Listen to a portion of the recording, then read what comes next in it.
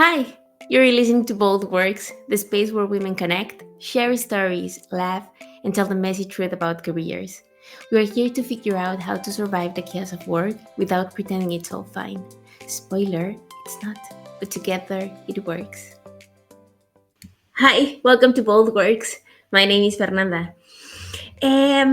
So I hope every single episode it's becoming a bit better in multiple angles. It can be from the content, the way I conduct the interview, and the topics. So of course, these topics I am the one defining them, but I would love to listen to your desires. So please drop me a message and let me know if there are any topics you would like to discuss about.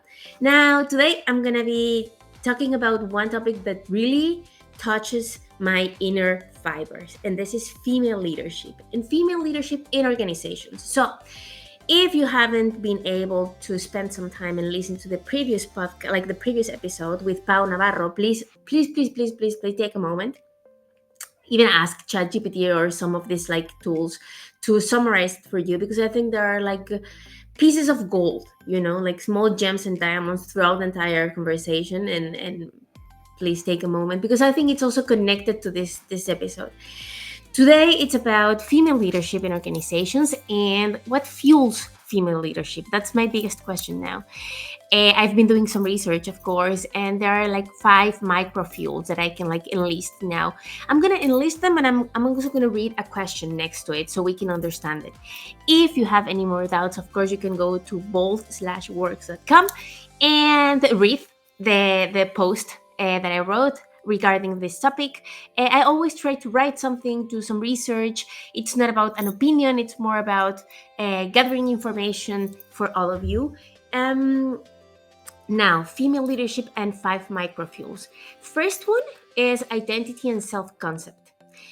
The question in this one would be, do I see myself as someone who can influence, guide, and decide? Second one, capabilities and skills. Do I have the muscle to lead? Third, social architecture. Does the system environment allows me to lead? Fourth, community and collective identity. Am I alone in this one? And fifth, autonomy and ownership. Do I get to choose? Am I allowed to choose? What is relevant also, like in these microfuels, is they need to have a specific order for them to ignite female leadership.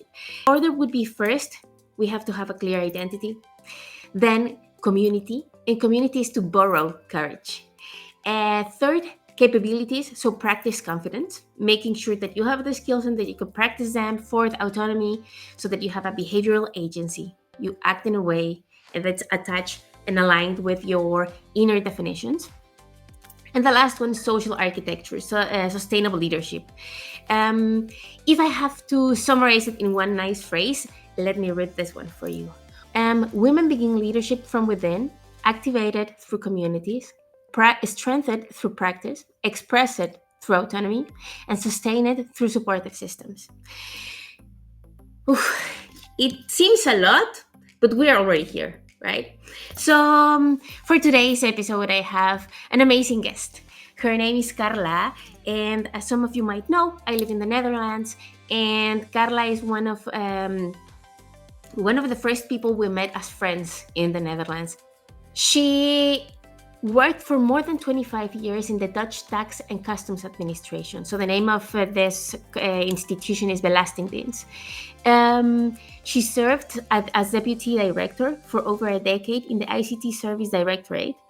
Carla, now retired, has lived firsthand how female leadership impacts and shapes massive bureaucratic government institutions. Let's discuss with Carla and see how she was able to shape her own female leadership and bring others with her. Thank you so much. I hope you guys enjoy this conversation. Please don't forget to turn on notifications, subscribe, share, and leave comments. As you can see, I love to talk, so I would love to get to know you. Join me. Hey, Carla, welcome to Bold Works. Thank you so much for being here. I really enjoy joining your conversation and talking to you. Oh, thank you. Carla, let me just first ask you one question because this is what I usually ask women that visit this space. Can you describe yourself in 2 words? Describe myself in 2 words. I think I'm, yeah, there's more than one word, but my motivation is always to make the world a little better. So all my choices are guided by that. And another characteristic of mine is I've got a very analytical mind.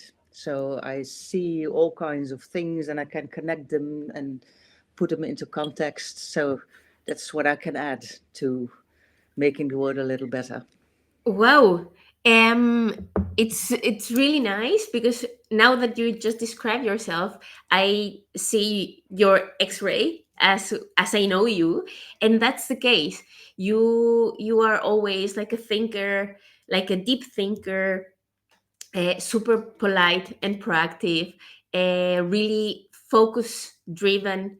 You want things to be Mm, done in a mm, way, so you bring yeah, I would say maybe like moving forward. yes, Yeah. yes. Yeah, yeah.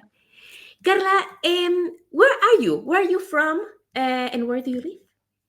Where do you live? Well, where I was born in a very small town in the Netherlands. It's called Baak. Very few people know it.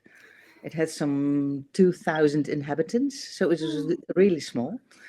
Um, and because of that, um, in education, I had to travel further to other cities. So it's always been, it hasn't been a possibility to just stay in this village. We had to yeah. look around and go somewhere else to get what we needed.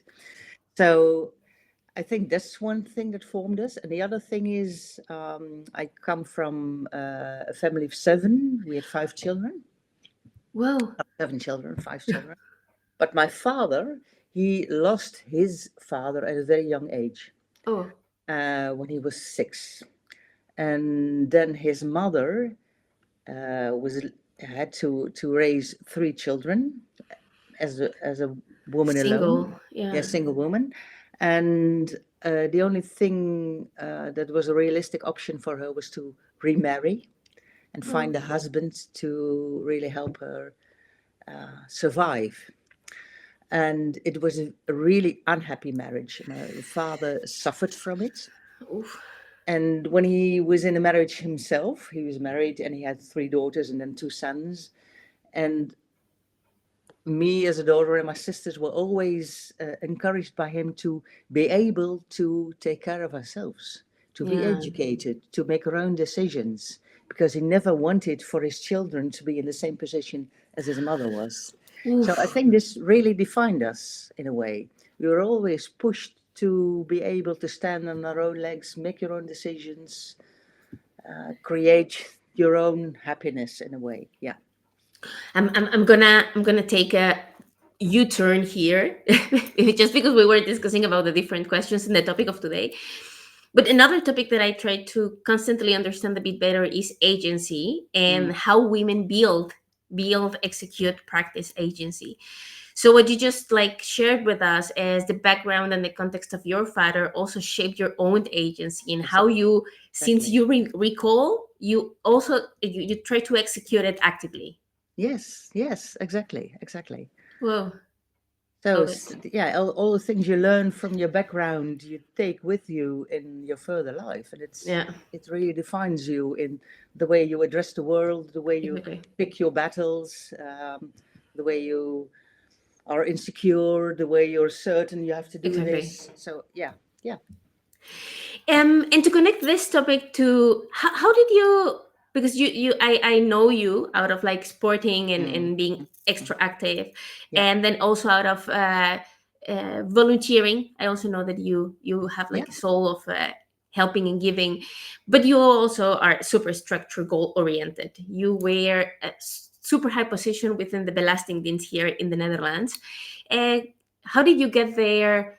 And what were you doing? Maybe you can explain even people better because I am really yeah, not good at yeah. that. Well, because I, at a young age, in high school actually, I decided I wanted to become a children's lawyer, now a children's judge, actually. Whoa. And yes, it came from a belief that I could make the difference in that kind of environment. And I spoke to several people, lawyers and judges, about what that situation would be. And so a common storyline was that children's judges knew all about the law, but very little about the child. Ah. And ambitious as I was, I thought, well, then I'm just going to be educated to help children first and then do law and then go on from there and be a children's judge and make the difference. So that was my ambition at 15, 16 years. That's that age. And I, yeah, got onto that path and I did an education in youth care to help me understand the development of children and the specific situations in which they grew up and etc. And I got to work in youth care for a few years, and in the evening I studied law. Wow. And at a certain point, after maybe 5 years, I had to choose a certain topic for me to be able to become a children's judge. And I postponed it year after year. And I thought, why am I postponing it? Because it needed to become a children's judge. And then I realized the idea of being in that profession, it really lost its glamour because in a Ooh. way I experienced that in that role you are really limited in the sort of difference you can make. It was not the kind of difference I wanted to make, The real impact. the real impact. And then I thought, well, what am I going to do now? Because I dreamt all those years of becoming a children's judge, and suddenly it wasn't as attractive anymore. And in the years that had gone by, I had some topics I could choose from, and I always chose labor law. So I thought, maybe labor law is yeah the The section, angle the to angle. get in. Exactly, exactly. Not to become a children's judge, but to make the difference, because Yeah. that was the deeper emotion I had, the deeper motivation I had. So I actually got my master's in labor law, and then I became a lawyer at the university. It wasn't really that plan, but they asked me, and I thought, well, maybe for a year can teach labor law. It's a nice experience. Yeah. Yeah, but then it got on and on. I was in this scientific environment for about 8 years. And at a certain point, I even started my PhD. Wow. And then I came to a point where, well, I was asked to do some little projects and bigger projects next to my teaching and my research. And at a certain point, there was only a few hours a week that I was working on teaching and research, and lots of hours I did the other thing. Yeah. So I thought, well, what would make me happy to really withdraw from the other things and go back to research and finish my PhD, or maybe this is what I want to do, and that was another choice I made. So then I became a manager. It was my first management position within the University of Utrecht. Wow. And I did it and I enjoyed it for like 4 years. And then there was a reorganization, and the position I had was going to be changed in a way I didn't like that much. And in the meantime, I knew my husband from for many years. We met at high school, so we had a relationship for over a year. We had two children at the time. The youngest was like one or two, no, Oh, one. She was one. And then I thought, well, it's always his burden to organize all kinds of things for the children because we lived in Apeldoorn. He yeah, was working in Apeldoorn. I was working in Utrecht. Because yeah. so every time there was something to be organized around the kids, He he was the could. first parent Yeah, and I had to travel for an hour. So I thought maybe, yeah, the balance is better if I try to find some job in close Apeldoorn, to home. Yeah, close to home. So that's what I did, and I managed to get into Belastingdienst. Automation Center, it was called at that time, tax and customs administration. And I didn't have a real IT background, but my husband did. He was an IT architect, IT manager. So in yeah the private situation at home, yeah. yeah, You I knew just everything. learned all kinds of things from him. So in the eyes of others, I knew a lot. In my eyes, I knew very little, but in the eyes of others, I knew a lot. So that's really helped me to be able to start in this IT community as a manager.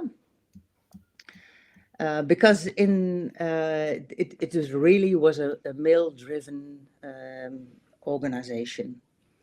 Um, I think in the time when I started in 1998, so quite some years ago, I think maybe, well, I think 80% of the workers were male, Yeah, 20% were female, and the 20% were always the secretaries and the HR people, yeah. and so the real IT positions were always filled by male, and also the management and certainly the higher management Of levels, they were course.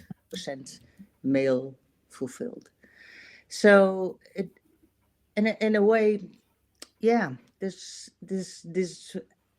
I connected to this world Yeah, because in their eyes, I knew a little bit about IT, so that was what made me accept it. And on the other hand, I also experienced that my way of working is always, yes, I want to make the difference, but also I want to get what's going on. I yeah, really,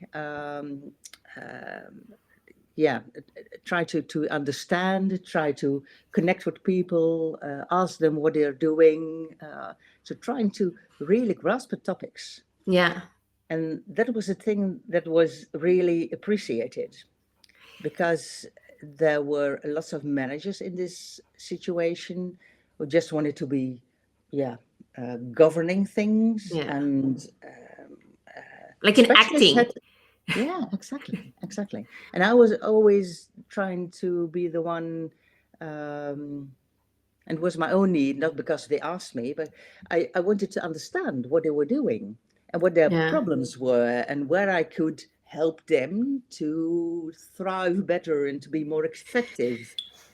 So that, yeah, that's the motivation of making the world better. The world was then the IT of uh, course. college colleagues of the Belastingdienst. I think that made a difference. Mm, I think there are so many questions around this topic because at the end, it's not just about female leadership, how to execute it, how to make it, like how to fuel it, and how to ensure. Because one of my main concerns is how can we help women in the Hmm. working labor now Hmm. to have this same sense of confidence, the muscle they need. They need to also trust their gut feeling, as you were saying. So the skills that Yes. I am bringing to the table, those are the ones that are making my style a different one. I don't have to pretend I am a male or malish leader with it, just No, yelling and no, the no, other no, way no, not around. at And, all. and I Exactly. won't say, because I got from a friend of mine the idea like, oh, female is like a social construct. And I'm like, well, yes, but we are also we are also that. Yeah, exactly, exactly. um Yeah. if I go back to the how you drive, how you executed your career Mhm. throughout more than 20 years in ballasting things, were you aware in the moment before, even before, because maybe this goes like on, yeah, maybe you were really young, the moment that you started leading, because if I recall, in Melania you lead, in Ubi you lead.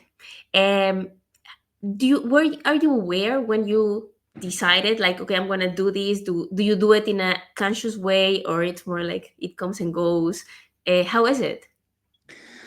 Well, actually, you gave me the question beforehand, so I had some time to think about it, and I realized that the first moment I really knew I was in a sort of leading position was even before, long before my management roles. And it was when I was working in youth care. And as a team of team leads, group leaders, we had quite some difficulties with management. We weren't heard, they didn't take us seriously, etc. And we were like with a team of 14 people, and Oh all wow, a felt, lot. yeah, all felt we were not heard in a good way. And I thought, well, we can't just complain to each other, we have to do something. Yeah. So I, yeah, I put it on the agenda, and that was the first time I noticed that I didn't have really a position because I wasn't one of the juniors, and there were people who were working there far longer. But when I spoke out and I asked them, shouldn't we be doing anything? And they said, yeah, what can we do? I said, well, we can go talk to the board and we can, etc. So there were ideas in my head that made them, in a way, follow me. So that I had no position at all, but what I said and what I believed and what I proposed, um, well, they followed. That was the first time I really experienced, oh, I can make the difference just by, yeah, putting it on a table and making suggestions and adding what other people like, etc. So yeah, There are two reflections for me regarding this topic. One is usually people, every time that I make reference to leadership, people tend to think that I'm making reference to like management layer directions, C's level.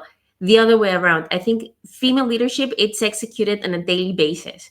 You lead your home as exactly. you know, those things. So one is every single decision, and it's more about the mindset and what you're going to execute that gives you this leadership Exactly. power, I would say. Yes, yes, I fully agree. I fully agree. It's even in a household when you decide what you're going to eat or where you're going on a holiday or Yeah, something like that. The one who takes the initiative is the one in with the ability to lead. exactly. Carla, you were making reference a moment ago about your leadership style and that it was something that brought value. So, but you also had like the hard skills. You have the hard skills and the soft skills. How do you balance those? Like, how do you make sure that you don't go to one side or on the other? Mm, that's sometimes really a difficult thing because I know that. Well, in my education and youth work, I really developed my social skills. I was challenged in you have yourself as an instrument. So Yeah, you really have to be aware of what your actions and your thinking and your reactions do with others. So I was educated in that. But on the other hand, the analytical person who yeah, wants to understand, who wants to know, and at a certain point in my career, of certain points, it's not just one time, I really realized that when I was stressed and the situation was very complex and stressful, I had my preferences, and my preference was to go back on the brain, Yeah. to just structure and understand, and that's not always the good thing to do as a manager, because sometimes in a stressful period, people are stressed too. Huh? Yeah. The people of your department are stressed too, and they not need so much understand to understand the facts. They need to be cared for. They need to have a shoulder to cry upon. So that's really a thing I had to learn to be able to balance. Yeah. And a thing that helped was that I, after some 10 years as a manager, I got a chance to do an extra master's in strategic management in the not-for-profit sector.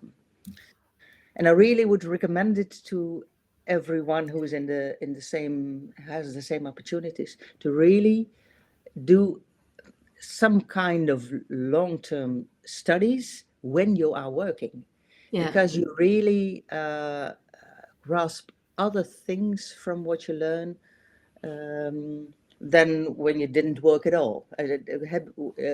Were educated before you were working. Yeah, I do agree with you. I think Yeah. it changes your perspective. It gives you different insights because you Ex- start connecting different types of dots. yes, exactly. And one reflection that I sometimes people ask me, how do you become a good manager?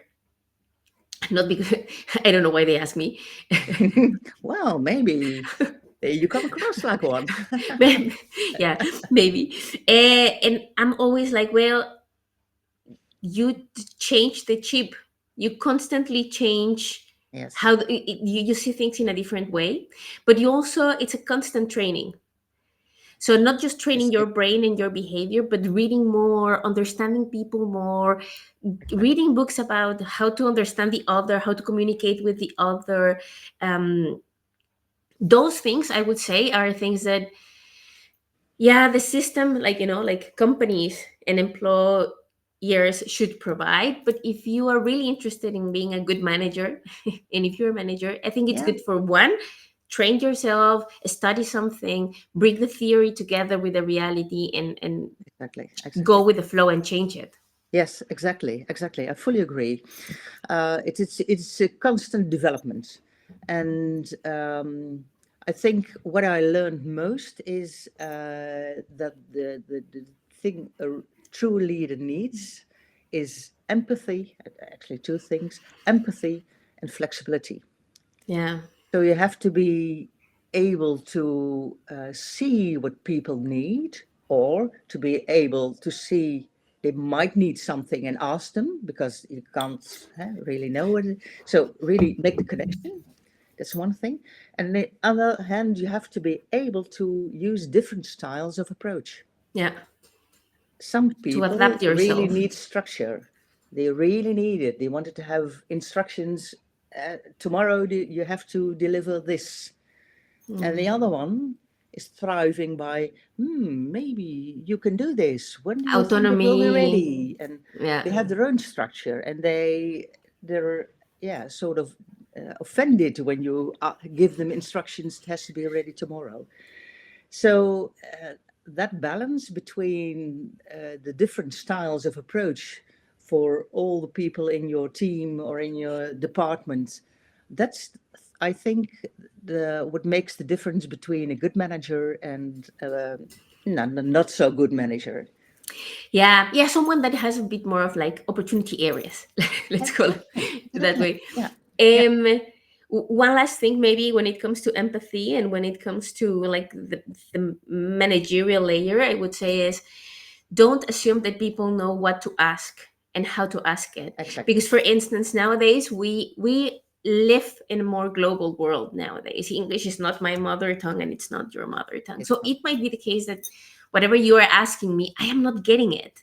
So just making sure that you are even aware of the difference and the gaps created by language, that exactly, already sets the different, like a different tone. exactly, exactly. And I think just knowing it is very important, but also acting upon it. Yeah. So really, if if you have a conversation, really asking, did you know what I mean? And please come back to me. And also looking at someone and seeing he's just shifting a bit. Yeah. That's feeling maybe insecure or not knowing. So also responding to those non-verbal expressions. I think that's really important. Yeah, I agree. Yeah. Carla, one more question. Um, Part of like the thesis is like these five micro fuels of female leadership, and one of them is the system where we perform and execute. Mm-hmm. Have you ever felt in your career that the system was limiting you? That you felt, and it can be in an actual example, or also like more in the feeling throughout your career. Mm-hmm. Mm-hmm. Yes, actually, I think a governmental organization is always based on rules Yeah, because it has to be it's paid by the community, so it has to work for the community, and it has to be transparent, and so there are lots and lots and lots of rules, and there's always this political element because you have to yeah, really show what you have been doing, and yeah, yeah, accountability, yeah, accountability. Where exactly. The accountability is very high in all things you do, and especially when something has gone wrong on a smaller or bigger scale, then the yeah. rules really come up again, and everything is, they try to capture it in rules. Well, And the thing is that a lot of people really think these rules are a sort of law and you have to yeah, abide them, and well, there's no way around it. And in a way, that's true because these rules are made to prevent risks, to make a high accountability, to yeah, prevent things that shouldn't happen. But there are always situations that don't fit in. yeah. So my struggle in the Belastingdienst always was struggle. No, my no, Friction, maybe friction. yeah, friction. I think the friction is that when I, from a managerial point of view, thought, well, okay, this is the rule, but this is the situation, so it doesn't apply fully. So I Yeah, think there's room to do this and this because then that is the effect. yeah, So not just skip the rule because you want to skip the rule, but really argumentative. yeah, That a lot of people say, yeah, but that's not possible because this is the rule. And it helped for me that I was a lawyer once because I could make the difference between what the real law is with yeah, punishment and etc. and the man-made rules that can be changed if you want. yeah, So I think a thread through my career was that I always had situations in which the organization said to me, well, this is the rule. You have to abide by it. No other way. And I said, well, these rules, we made them ourselves, so we can change them. What if this is a situation to change the rule or yeah, just to ignore the rule in this situation and do something else? So I think, in a way, my lawyer background helped me to survive in that organization because I think a lot of my colleagues really, yeah, were fighting the rules and were yeah, trying to show the non-validity of the rules. And in my opinion, yeah, the rules were valid, but not in every situation. yeah. I think that also brings to the table your strategic mind, right? Because Exactly, it's not exactly. about avoiding or pushing or fighting whatever we have in front of us. Is okay, let's try to figure out what are the issues that we have, what is what we have on the table, how can we make things work together, and if they cannot, let's understand what are the boundaries where Exactly. we can like execute and play. Exactly. Exactly. Yeah. Yeah. With there's one topic also regarding how a structure works, Hmm. more in the factual, right? Because you always, your reference to when you started being like leading, you had no structure there, but you had a position. Um, in how was it in your career? Because you also, you led people, you led teams, you led projects. How is it that you can,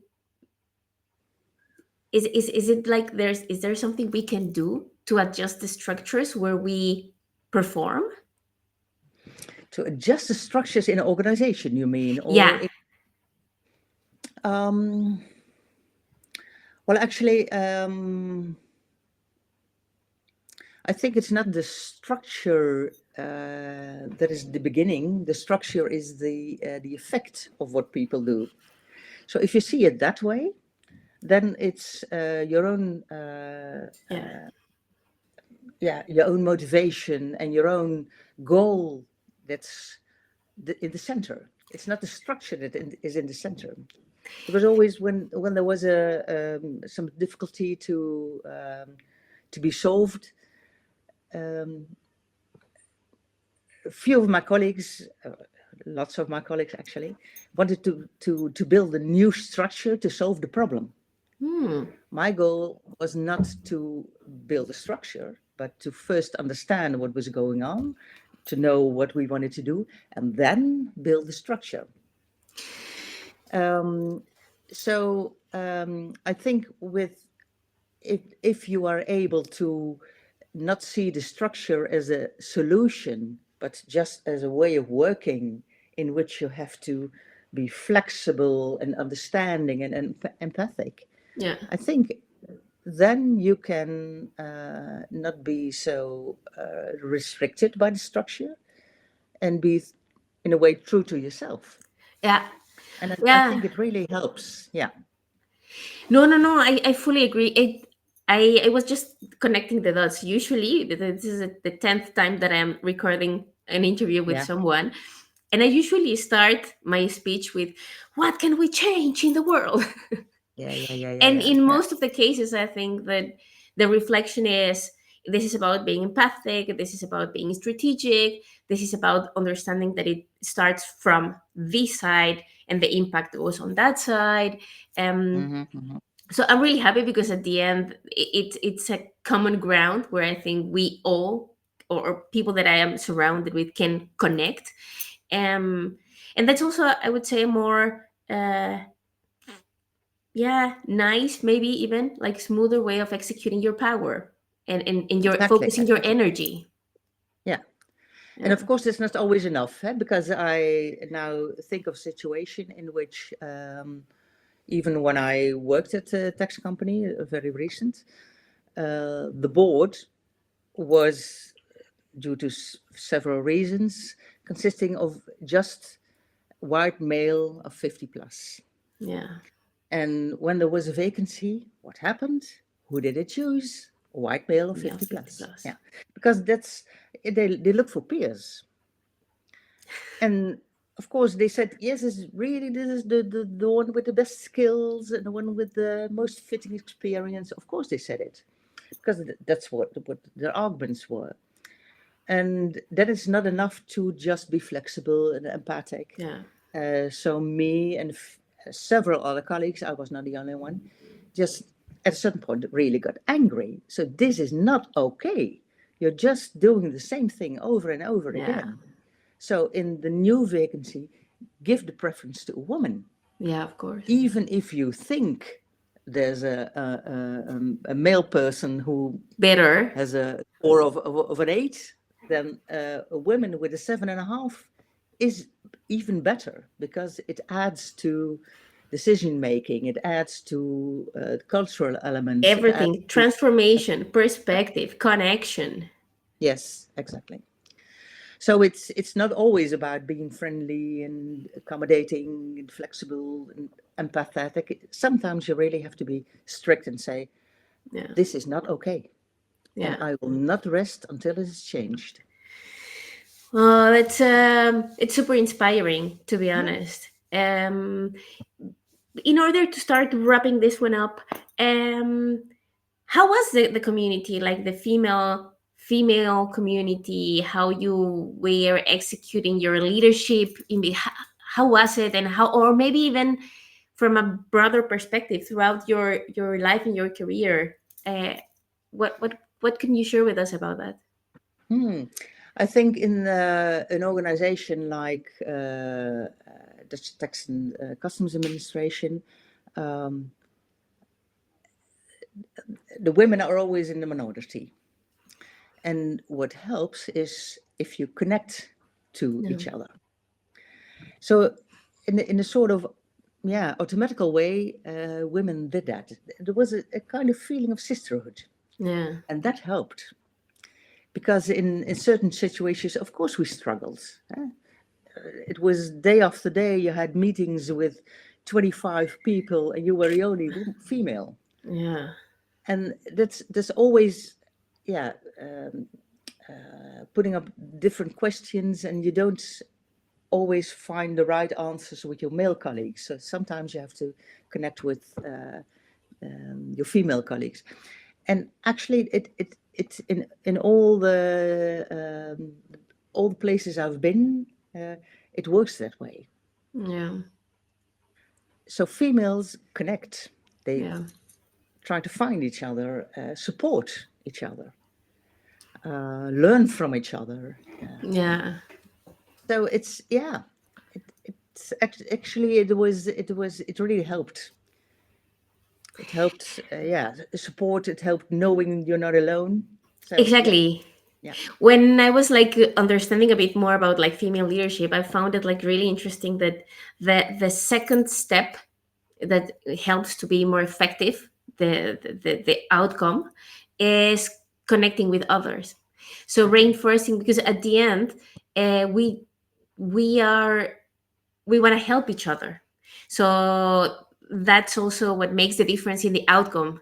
And so I am really happy that's the Yeah. your experience and the answer, because I think that's also how you're preaching around Yes. your Yes. life. Exactly. Yeah. Exactly.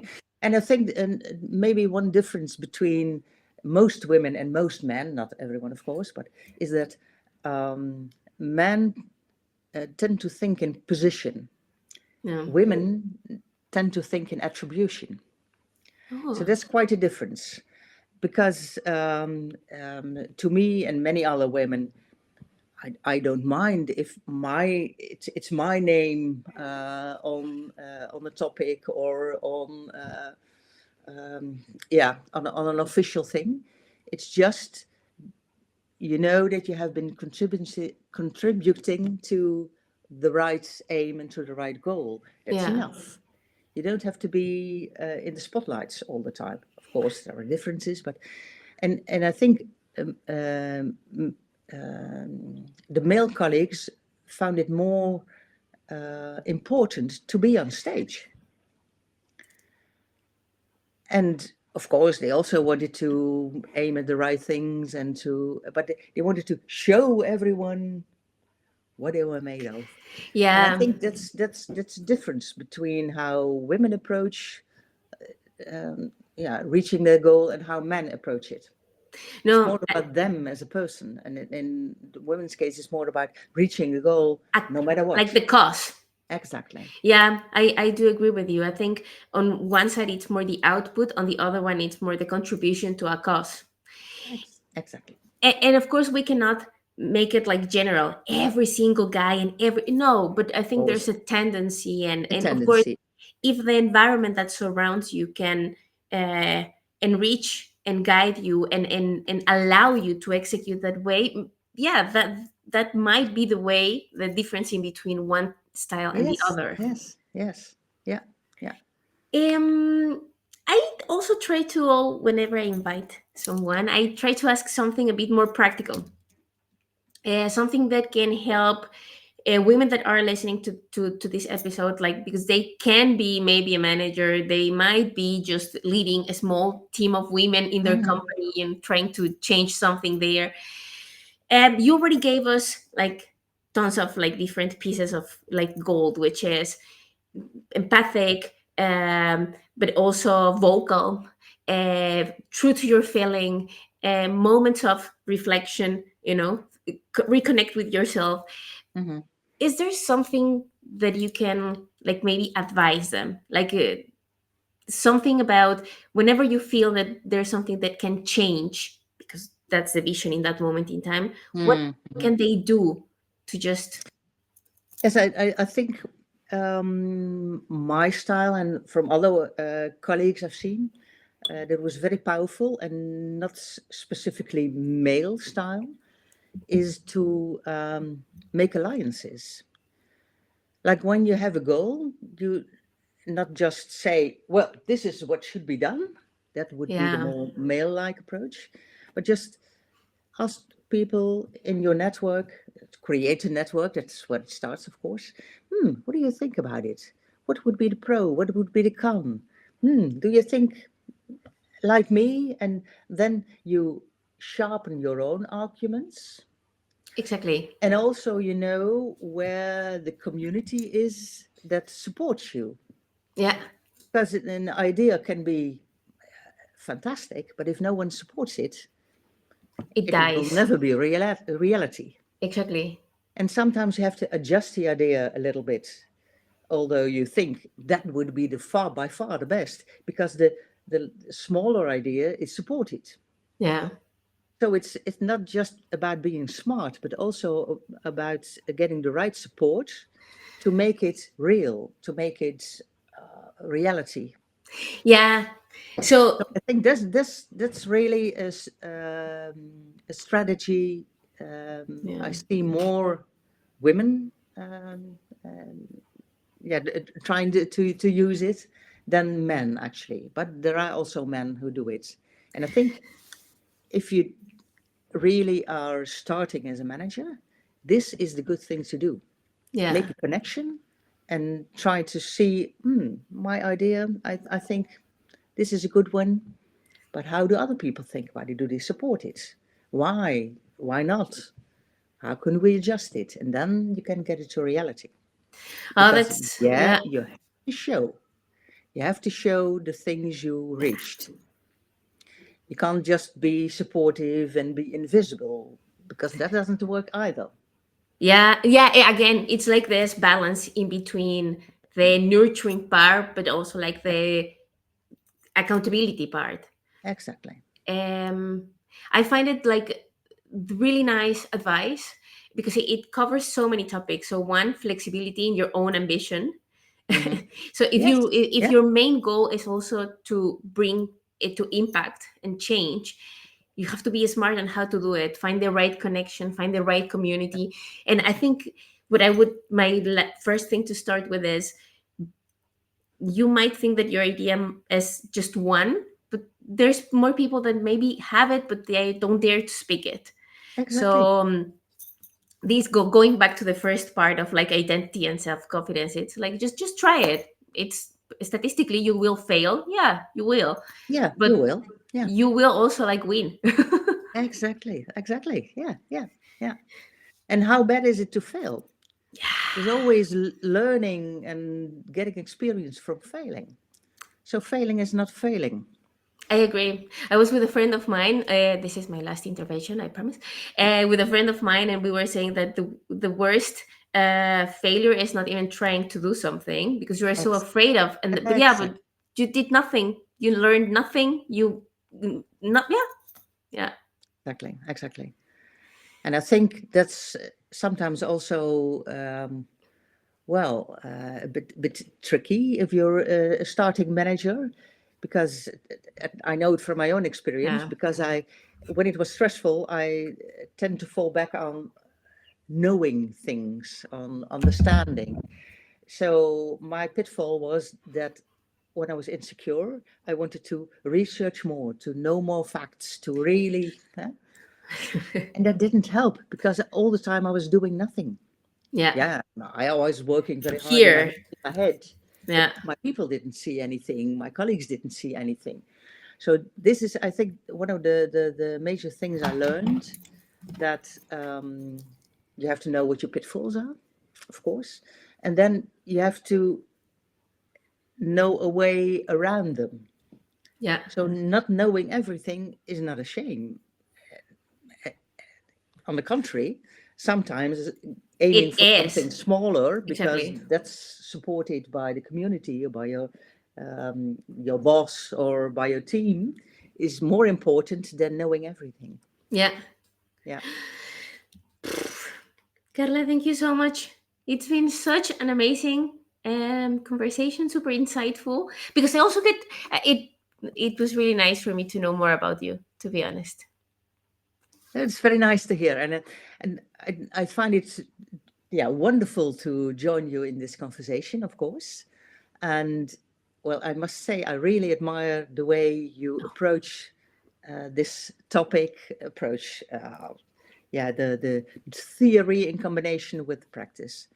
I think you're really doing a wonderful job in making these podcasts, and I hope lots of people feel inspired by them and helped and supported. So, yeah, if you've reached a few of them, then we've done a great job today. Exactly. Already a win for me. Thank you so much, Carla. Yes. Okay. Okay. I wish you tons of kisses, and I see you soon. Thank you. We'll see each other in a short time again. Okay. Thank you so Bye much. Bye bye. bye. Hey, welcome back. Um, every week.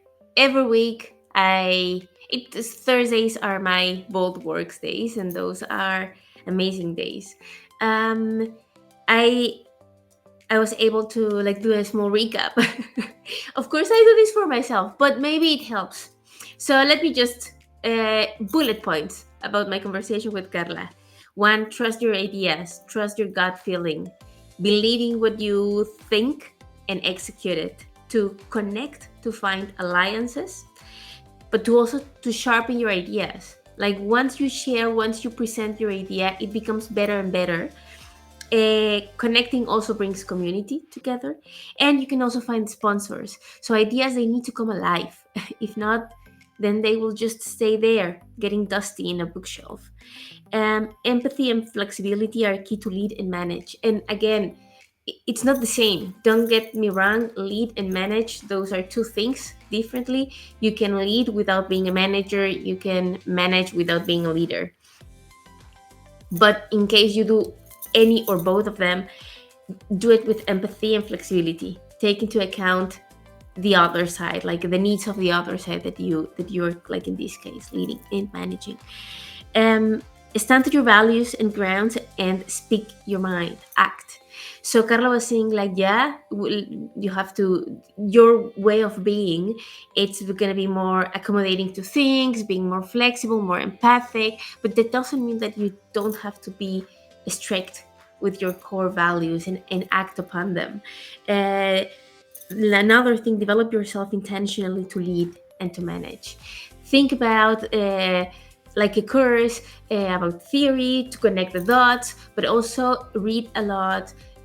Sharpen your communication skills, language understanding, and last but not least, be flexible and strategic with your main goal and aim. Connect and iterate. If Carol was really, she was really clear. She wants to make a change. She wants to impact her environment. That's her aim. And in order to see that alive, she needs to accommodate and adjust. Be flexible, be smart, connect, find alliances. So all of the tips that we were discussing before. So I hope that you ladies enjoy this podcast, this episode today. Um, Connect, comment, like, reproduce, share, subscribe, um, and that's it. Thank you so much, and see you around. Bye bye.